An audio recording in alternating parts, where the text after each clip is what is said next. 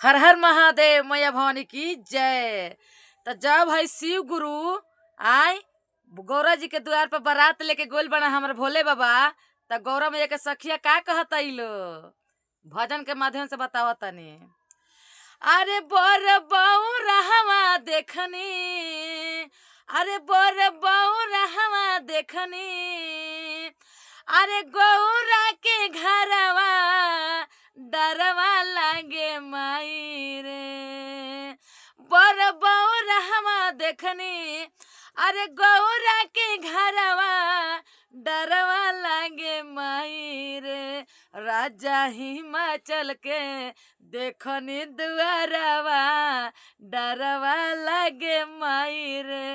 राजा हिमाचल के देखनी दुआरवा डरवा लागे माई रे।